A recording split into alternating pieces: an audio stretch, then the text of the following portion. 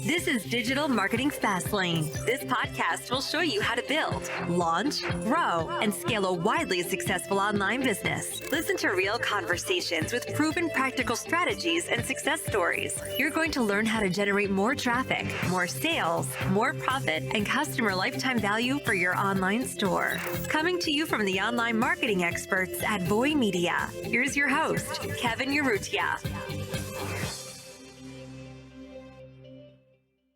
Hey everybody, welcome to Digital Marketing Fastlane. Today I'm joined with my co-host, Eric Philippou. Today we have a very special episode. We're going to be talking about a question that we kind of get a lot, either through emails or through just everyday working with clients or partners, and even for our own brands here that we work on. And Eric's got a few of his own brands cooking up recently. So really the question is, when should you kill a Facebook ad? And this question, it sounds simple, but there's so much things behind it that you need to be thinking about.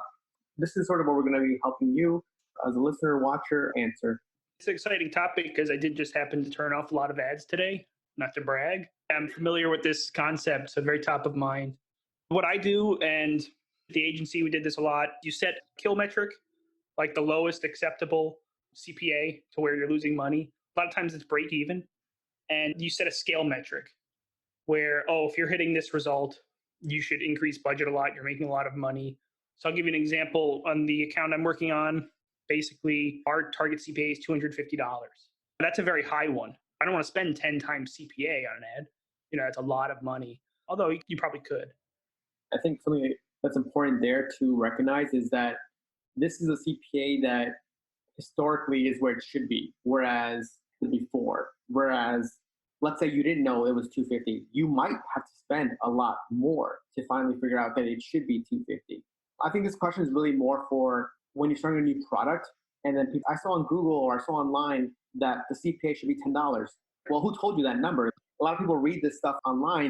Partners say like, I read online that I should have like a 6X ROAS. I was like, a lot of times these agency people, when they're auditing, let's say you're working with an agency, these agencies trying to audit them, trying to steal that client, they'll say, you only have a 3 ROAS. A good ROAS on this is 4. Anyone who sets those baseline numbers, you should have this. They're either trying to sell you something, like a marketing course or something, or a reason for you to give them money. On the flip side, they don't understand Facebook ads, how they differ so much, whether it's an account or a funnel or whatever it is. The target CPAs can change so much. Really what you have to do is know your metrics, your margins. What CPA are you profitable?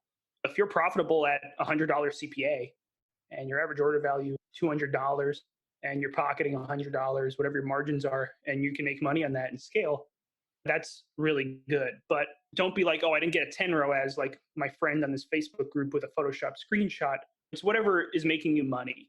Yeah, break even though. You want to kill things that are not making you money. And then you want to set a scale metric to, if my target is 250, we're not profitable at we scale anything at 250.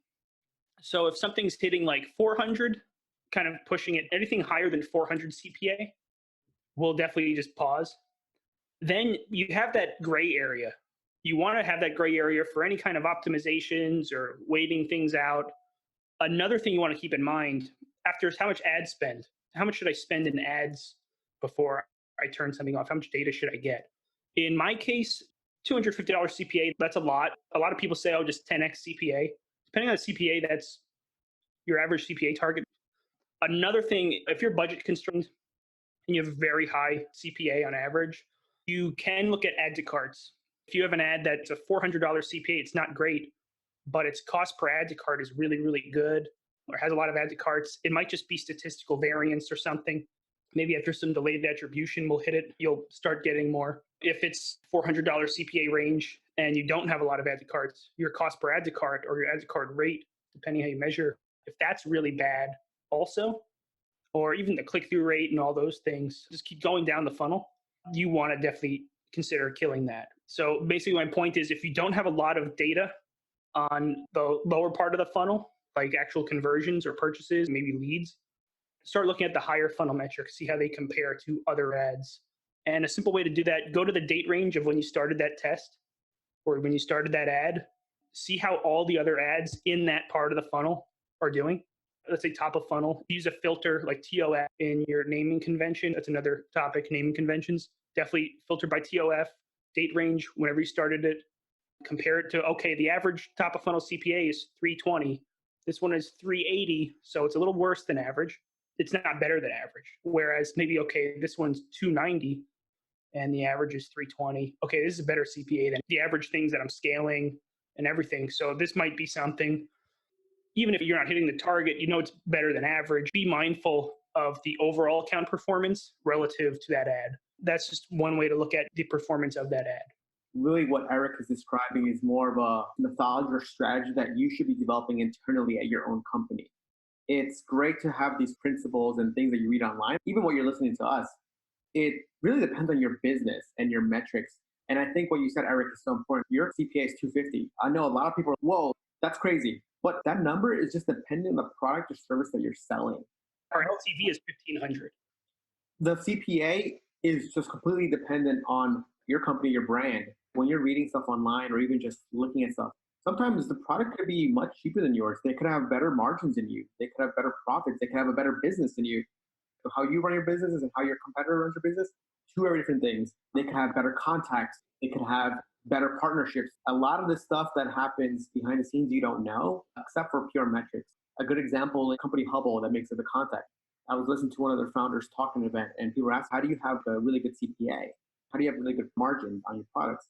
And what he said was that they partnered with a factory in China and gave them % of their equity so that they could give them cheaper prices than their competitors. Oh, wow, that's really smart. That means competitors now can't compete on price because they have cheaper costs no matter what, because now the factory they work with are interested in them doing well. You never hear about it or someone never writes about it. But what they'll write is like, hey, look, our CPA is 20. And then you might have a contact lens brands. Hey, agency, you should be getting a 22. Maybe not, right? Behind the scenes stuff that you might not know. LTV, the long game, those are very real things. The person willing to pay more to acquire a customer wins. It's whatever you can afford in your business, what you're comfortable doing.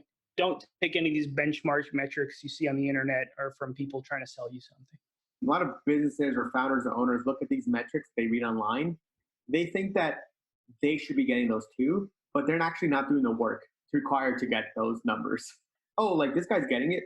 I deserve to be getting it. You're not realizing behind the scenes, the founders of those companies are probably working hard or trying to figure out the numbers, actually hiring copywriters, actually hiring people to get their stuff up, actually doing conversion optimization audits, actually doing conversion rate optimization of their website. A lot of it has to do with the business or founder's mentality to really get those numbers up. This kind of goes off the topic of when to turn off an ad. By the way, if you've listened to our podcast more than 2 episodes, that's the expectation. Whatever the topic is, going to go off topic. If you try to start a soap company, you're not going to get Dr. Squatch results. All these very competitive industries, you shouldn't expect to get the same results as someone who's doing really well because it's not all black and white. There's a lot that goes into it. Any baseline metrics you hear are industry standard metrics. I always cringe when maybe an old client or even just a colleague, they send you some list. I think WordStream has it, the average cost per click per industry, average CTR per industry, 7 years old or something. CPMs were like 4 cents. And then they ask you that in 2019 or 2020, and they're saying, hey, why aren't we getting this cost per click?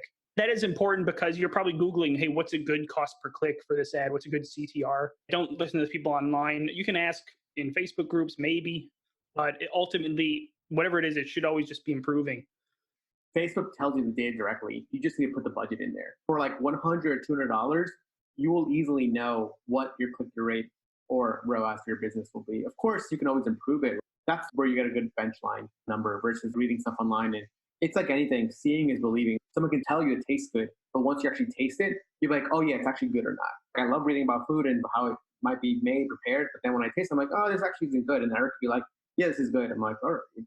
I have some people, seeing is believing. So sometimes don't get analysis paralysis by reading all this stuff online. Just actually see the numbers and make adjustments from there. My opinion on how you should kill an ad, in case you guys want to know, but really the way I think about it, maybe want to do like 3 to 4 times that CPA of what you're used to. This number could be either through testing that you've done before. So like Eric, for example, you said 250. I would run that ad or ad set for at least 750 because historically, you know, that's kind of what it should be. Let's say you don't want to spend 750.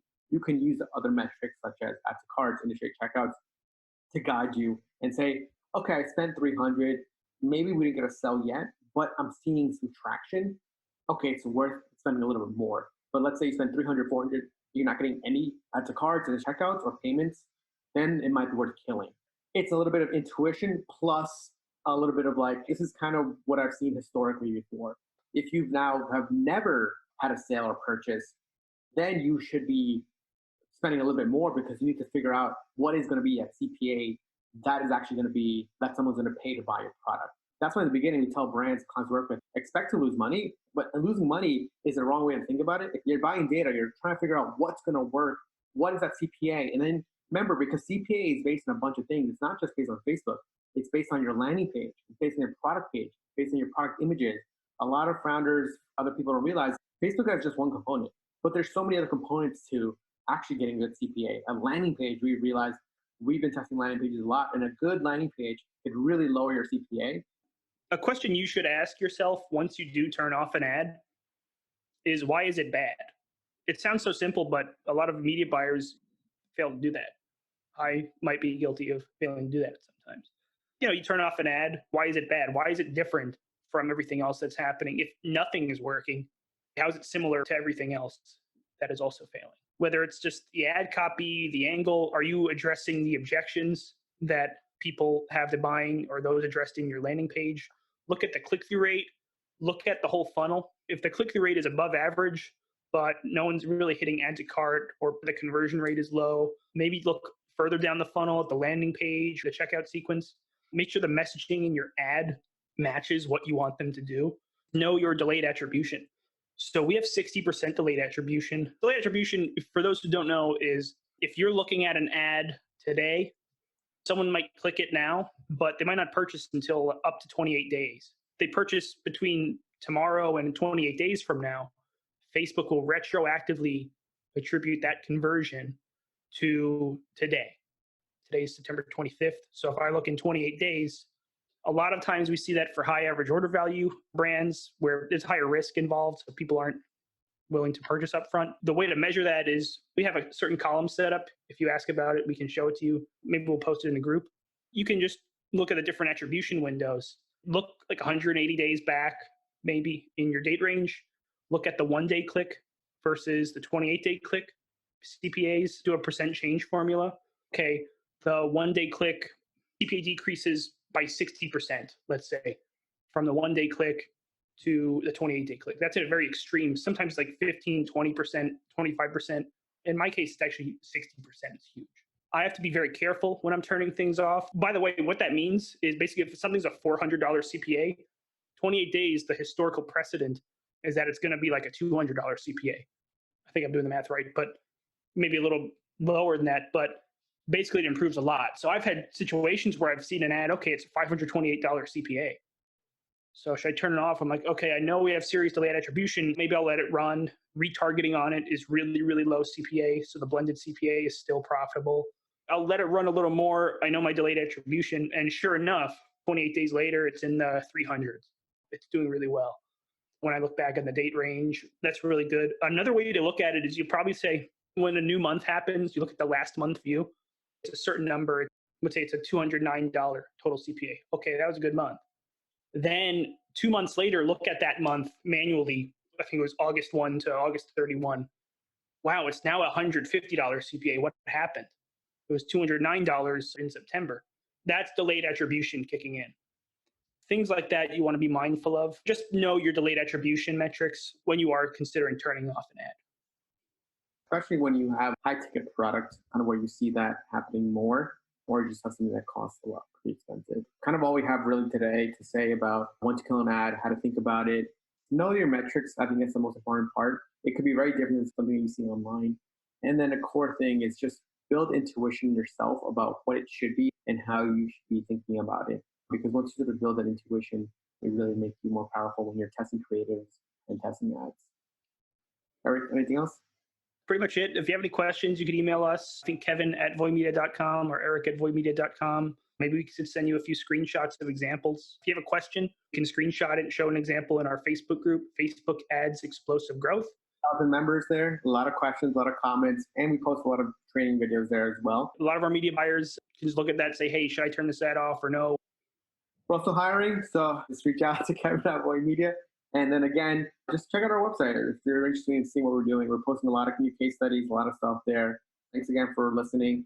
Like, subscribe on iTunes, and give us a thumbs up on YouTube. Appreciate everybody that reaches out to us. We actually get a lot of comments and emails. So cool. Thanks, guys. This week's episode of Digital Marketing Fastlane was brought to you by the performance marketing experts at Voy Media. Join us again next time as we'll be bringing you more tips, techniques, and know-how to make your online business the very best that it can be. If you have any questions, comments, or feedback, we'd love to hear them on Twitter at Voy Media. Thank you.